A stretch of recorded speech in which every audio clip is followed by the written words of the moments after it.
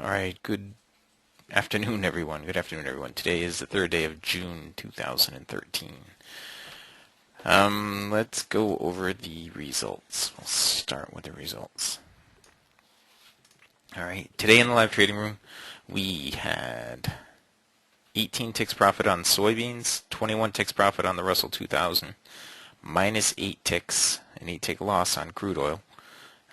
And 5 ticks profit on gold. We had a couple trades on copper, and we ended up break even on that. It took us 25 minutes and 5 trades to get to our 2 points. I think we actually had more than $120 a contract at the time. I just didn't feel like doing the math.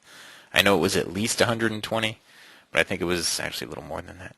But anyway, we'll say $120 a contract. We had 16 trades in all today.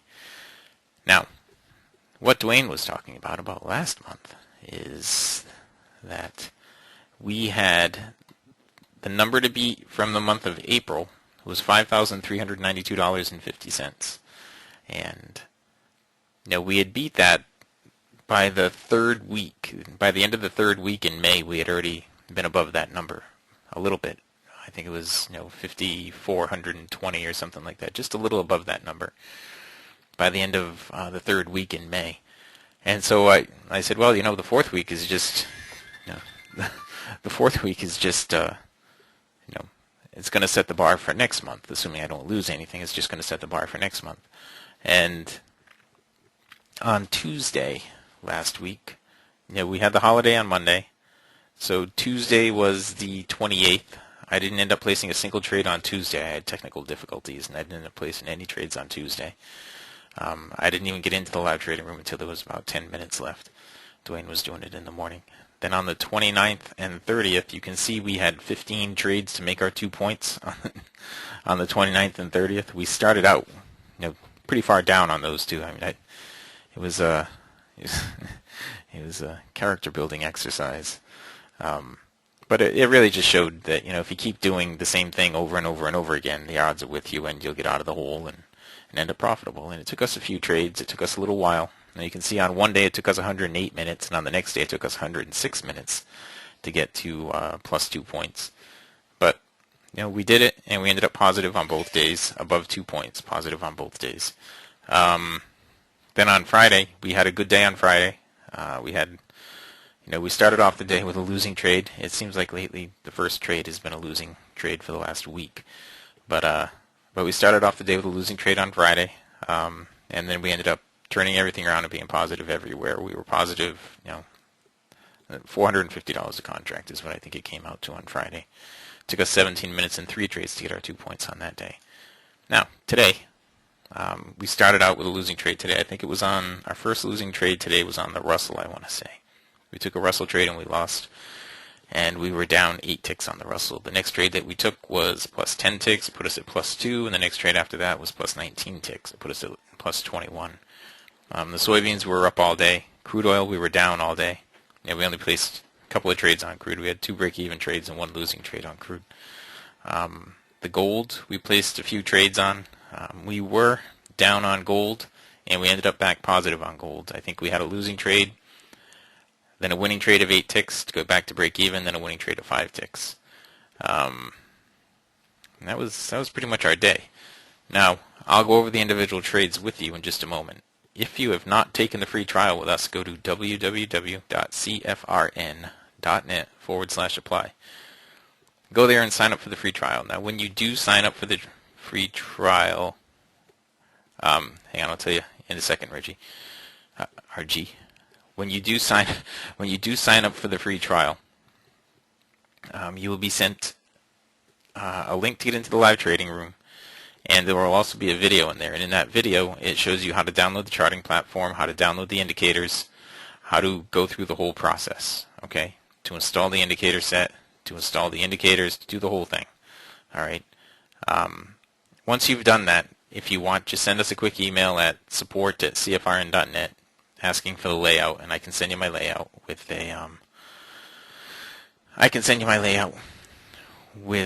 a video on how to install it, so your charts will look like mine. Okay. really, if you're going to take the free trial, take full advantage of the free trial. You get to use our charts, our indicators, everything for 5 business days, okay? You get to use it all for 5 business days, so really take advantage of the trial when you sign up for it. RG, that 120 is the value that we were at when we gained 2 points, when the open trades had closed. You see, it's always different. Well, it's not always different, but it's usually different. You know, sometimes if I have multiple trades open at the same time, or if it takes me a couple of trades to get there, then that value is going to be, it's not going to be exactly $100. Okay.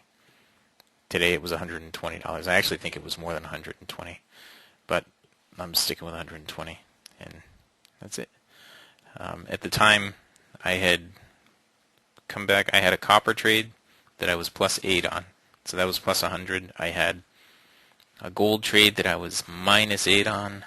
I had a soybean trade that I was plus something on, plus 10 on, I think is what it was. So the soybean trade was at plus 10, that's plus $125 a contract. The copper trade was another $100 a contract because that was plus 8. So it was plus 225 with the wins, and I was minus 80 with the loss. So it should have actually been plus 165. Is that right? 145. Sorry, 145 is what it should have been, but I'll just leave the 120 on there. Anyway, take the free trial with us. When you do, take full advantage of it, okay? Don't come back a week later saying, oh, you know, I only had 2 days in there and I never downloaded the indicators. And really, just take the free trial the first time around. All right, let's get into the charting platform. Okay, not so much a charting platform. There is one thing I do want to show you in the charting platform, and this is for the new folks who may have just signed on and had trouble finding the indicator store. To find the indicator store, you right-click on a chart, hover over indicators, come down to the bottom where it says indicator store, and left-click on that. It's gonna make another little window pop up. Looks like this. Okay. Find CFRN indicator set inside there. Find. I don't know what that means, Bert. Find the CFRN indicator set in there and right-click on it, left-click on install. All right. Just install it. You can also just click up here. Install the CFRN indicator set. Log off, log back on. Then you will have everything inside here. You'll have the CFRN section, and you'll have all these indicators. You'll actually have more than that because I need to reinstall mine right now. All right. Then load up the layout that is shown in the page in that video that you get. All right. Load up that layout. There's instructions in there on how to load the layout. If you can't find it, if you can't find the layout, you can't download the layout, you can't find the instructions, just send us an email at support@cfrn.net and we'll get you set up. Okay? Or just call Bert and Leslie if you want. They're at 866-928-3310. 866-928-3310. All right. Now, on to the trades. Sorry, I belabored that point a little much. Crude oil. Like I said, we didn't have a ton of trades here on crude. We started out with a losing trade right here. Okay, we got long on a close above the trend line. We stopped out for minus 8 ticks. Then we missed a trade here. We missed trades up here. We missed trades right here. We took a trade here that was a break even. We missed this one and this one. We took a trade here that was a break even, a trade here that was a break even. And that was pretty much our day on crude oil. We ended up minus 8 ticks on crude. All right, there were more opportunities in here. There was one there. There was one there. It changed directions. There was one right here and one right here. Changed directions again. There was one over here. All right. That was it. That was it. All right, that was crude oil. Now the Russell, we had a few trades on the Russell. We ended minus 8 ticks on crude, by the way. On the Russell, there's a trade setting up right now on the Russell. It actually already set up. I'll show it to you. It was the down close of this bar right here. It was a short trade. All right, I'll draw the trend line. Those of you guys who may know what I'm talking about, you're looking for a down close below the trend line with the bearish divergence. Okay. Those of you guys who were in the partners meeting last week, or those of you guys who were partners who have viewed the partners meeting last week. There was stuff in there that I went over about this line here and this line here. You know, the S1 cycle and the S1 fast, and when there's divergence between them and the paint bars are the right color. Go back and look that over. There's a ton of opportunity with that today. Okay, a ton of opportunity. So the short is on this current bar. No, the short would have been on this bar back here. Okay, the down close of this bar right here is where the short would have been. All right. I would have taken profits or moved my stop to break even. I used the same exact technique for moving my stop to break even every time. If there's 4 ticks profit in the trade or a close on the other side of the MA1, my stop goes to break even. So in this case, if I entered here, my stop would have been at break even when price was right here. I may have locked in a few ticks profit when it got down here, so close to the swing low. May have, probably not though, because the green line was not down into the cycle yet. This is actually bottoming right here. This is bottoming because we haven't put in a lower swing. So it's possible that this could just move back up to the weekly trading zone right here, which happens to be right up above it. There's a head and shoulders pattern in here as well. There's a head, here's a shoulder. It tried to build a shoulder over here, but it was really weak. It broke the neckline while it was building it. You know, it really needs, now that the green line is into the cycle, it needs to put in a lower swing right here. If it pulls back again, if the green line pulls back again, before we put in a lower swing, this is a bottoming formation right here, and it'll probably start moving up. Okay? There. That's a lot of information. All right, moving on to gold. Oh, wait a minute, did I even go over the trades? I think I missed the trades. Here, let's scroll back.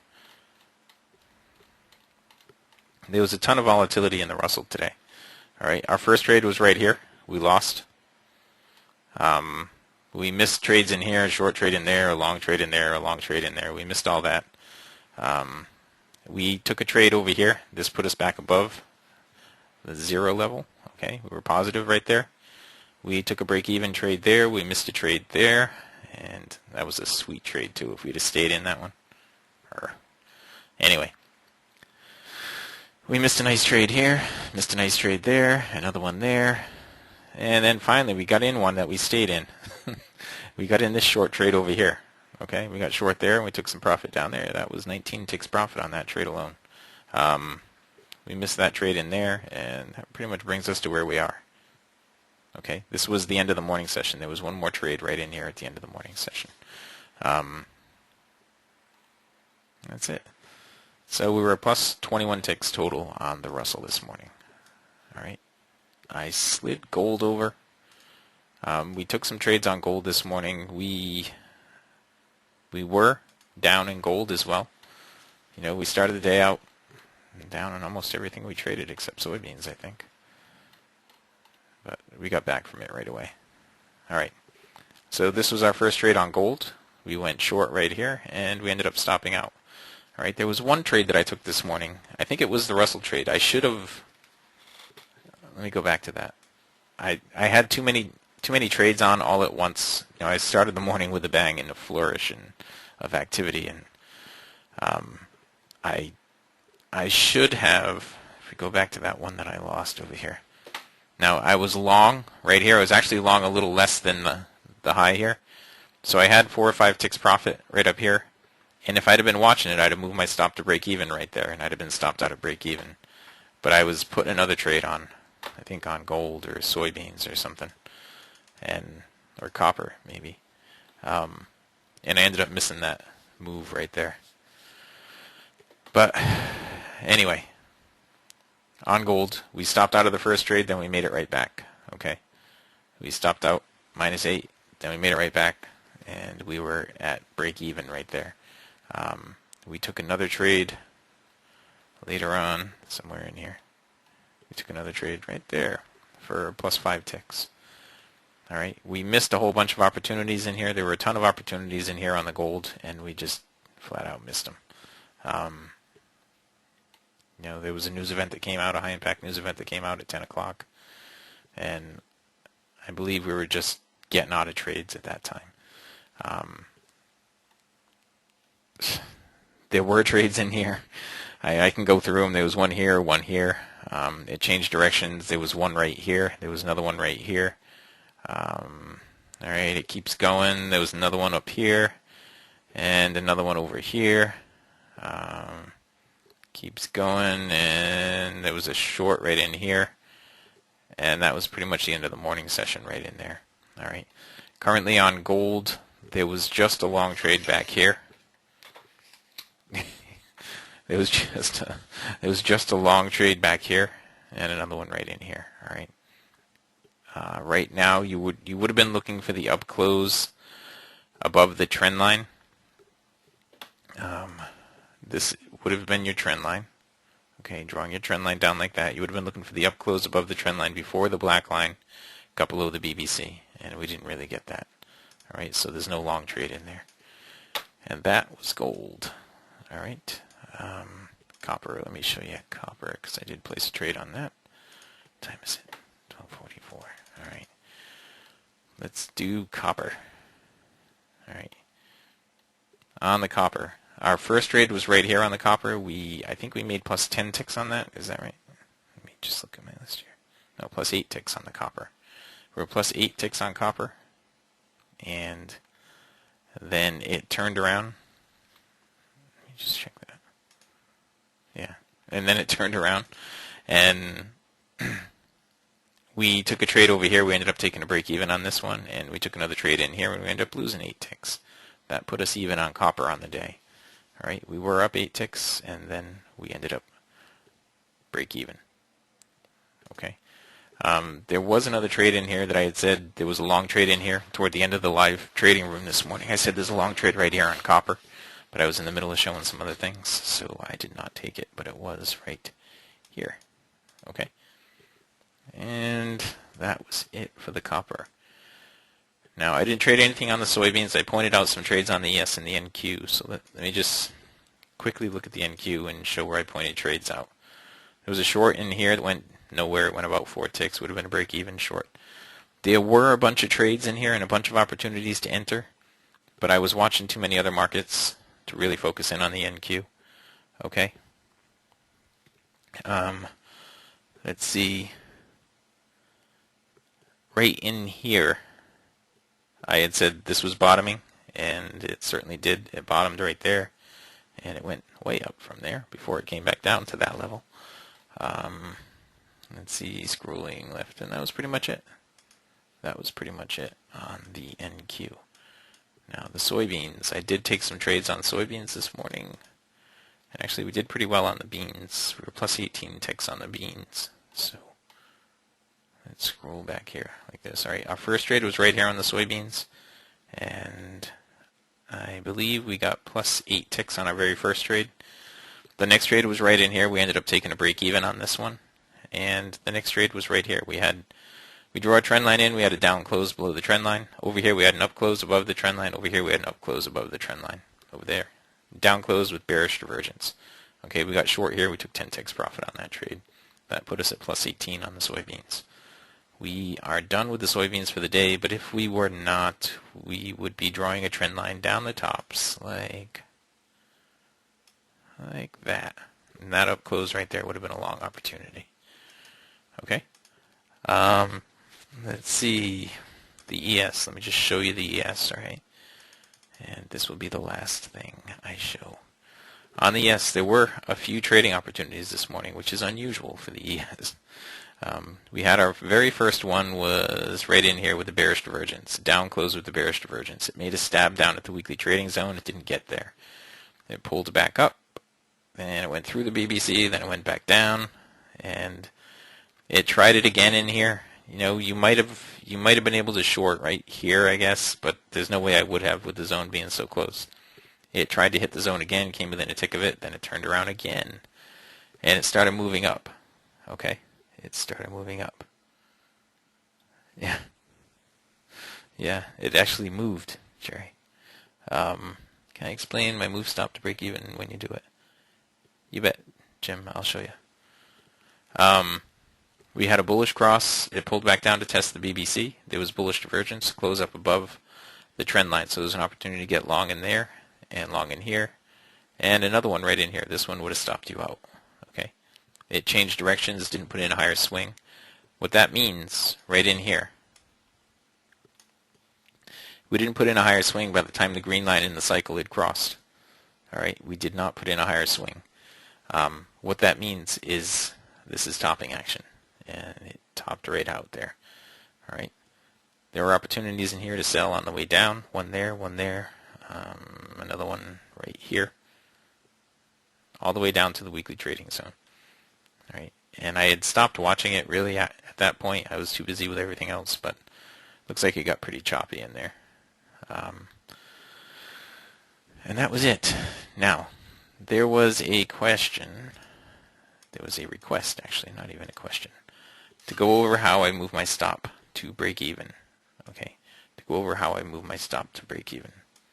Now, let's just look at the soybeans, okay? When I took this trade over here on the soybeans, I got short in here on the soybeans at 31. I actually got short at 31 even. I put a sell stop on at 31 even. All right. Now you see that bar closed below the MA1. That very bar closed below the MA1.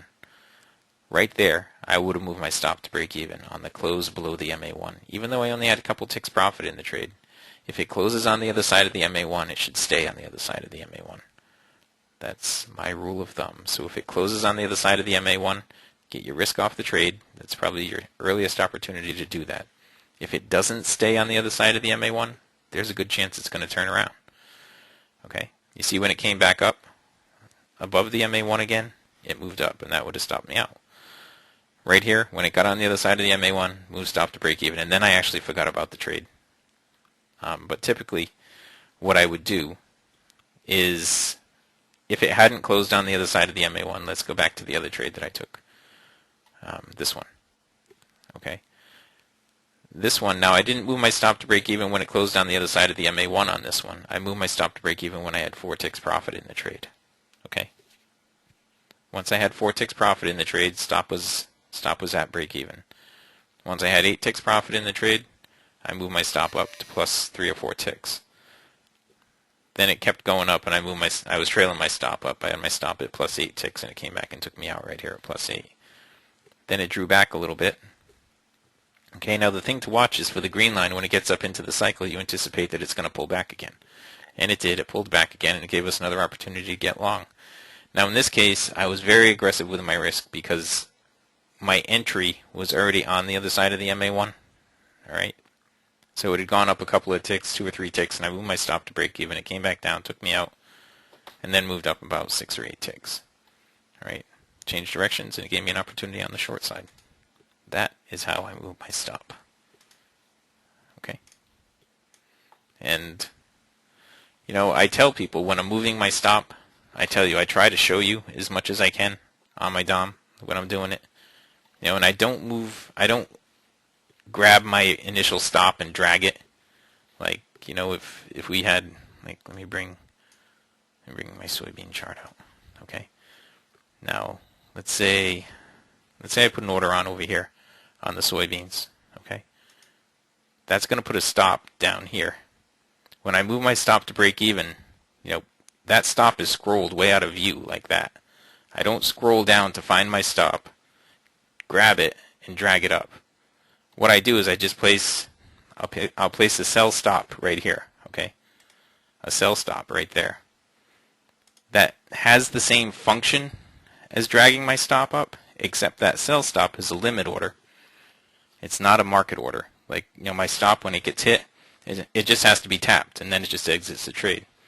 When I put that sell stop on there, you know, my normal stop trigger, when that gets tapped, it exits the trade. But when I put a sell stop on there, price pretty much has to trade through that. It pretty much has to trade through that for it to take me out of the trade.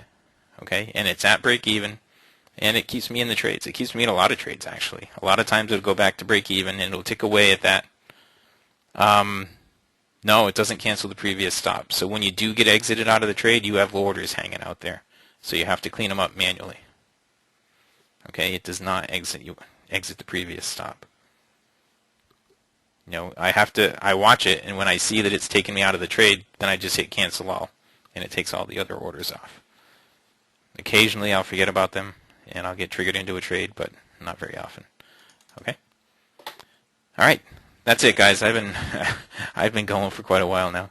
So I am going to wrap up by saying, if you have not taken a free trial with us, go to www.cfrn.net/apply. Sign up for the free trial. If you have taken the free trial or you're on the free trial and you want to find out what it takes to become a partner and you want to become a partner, send us a quick email at support@cfrn.net, or you can give me a call at 949-423-6464. That's 949-423-6464. Give me a call at that number, and I'll help you out. All right. Again, these were the results. Also known as 94942E-Mini. That's right. That's right. 94942E-Mini. That's right. That's my number, 42E-Mini. And they thought all the good E-Mini phone numbers were taken up. That's right. 949-42E-Mini.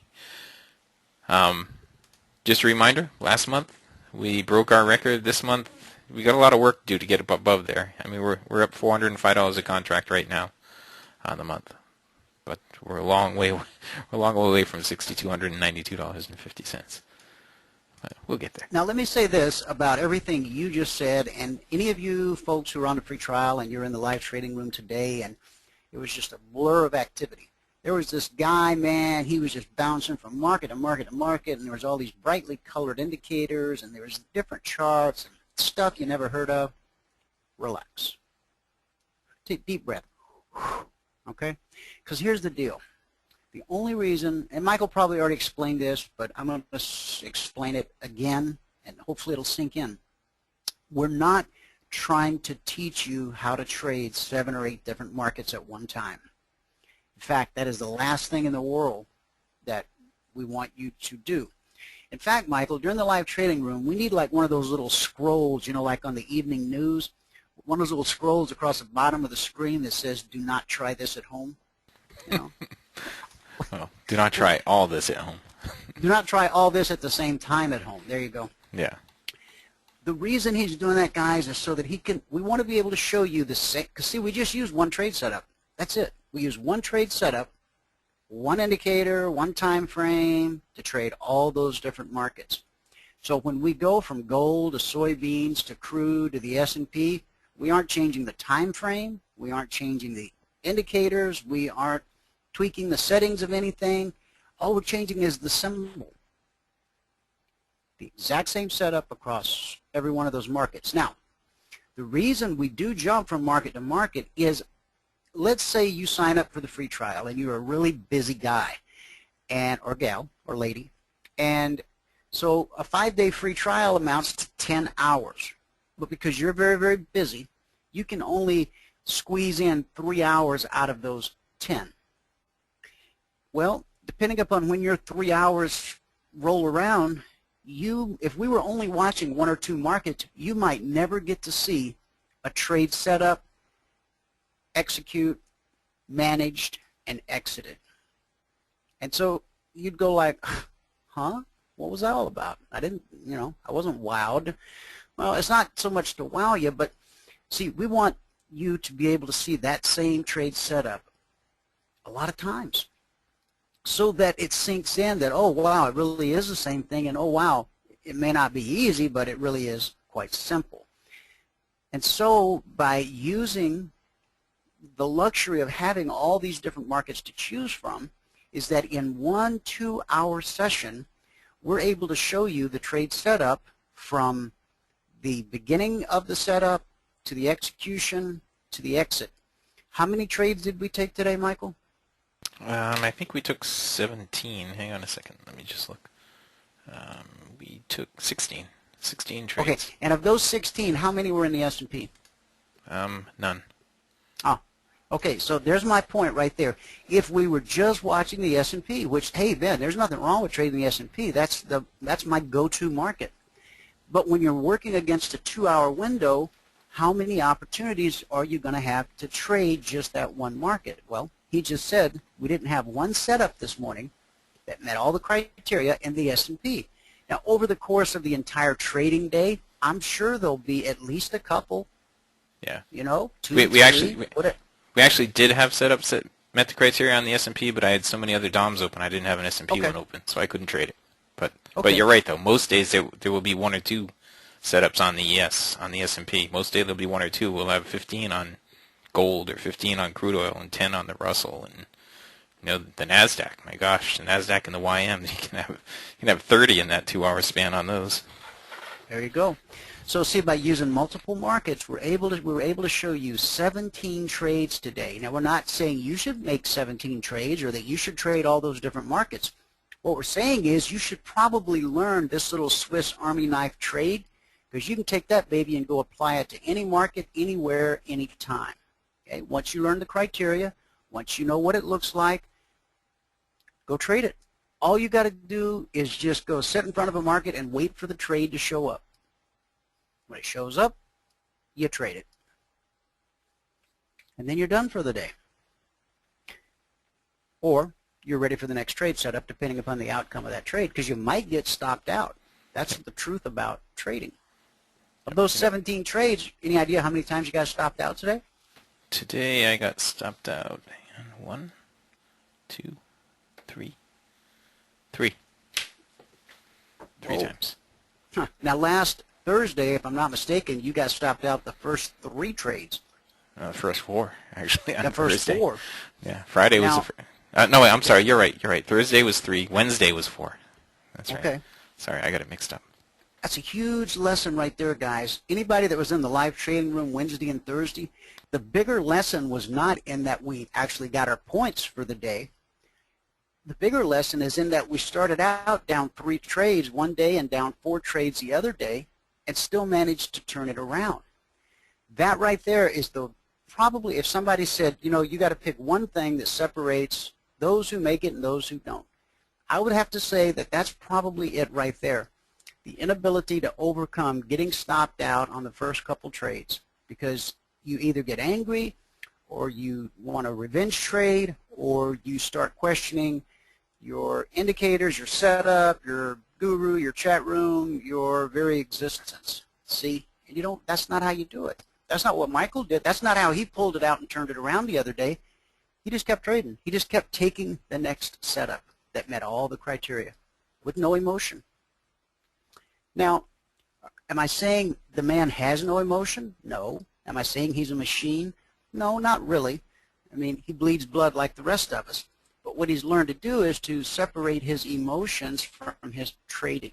I mean, does it make him a little sad or a little tense, I suppose, when he gets stopped out 3-4 times in a row? Well, again, yeah, he's human, all right? But he's learned how to keep it in check, and he is in control, not his. See, it's either going to be you in control or your emotions in control. And the outcome will be much better if you're the one in control, not your emotions. So, with that said, I hope you'll come back and visit with us again tomorrow. We'll do it again. We'll answer all your questions. And that's another thing, guys. When you come take our free trial, you're not dealing with a grumpy moderator who, doesn't want to be questioned. If you have a question, we're happy to answer it. All you got to do is type it in the box. Plus, you have anonymity. No one sees what you type in the box except myself, Michael, and Bert, our broker, if he happens to be in the room. Other than that, just, ask away. It's a safe environment. You're never going to be intentionally made to feel sorry that you asked the question. Okay? It's a safe place. All right. With that said, let's go to Vegas, talk to David and Robin. We're going to pause for a very brief station identification, and we'll be right back. Don't touch your radio dial.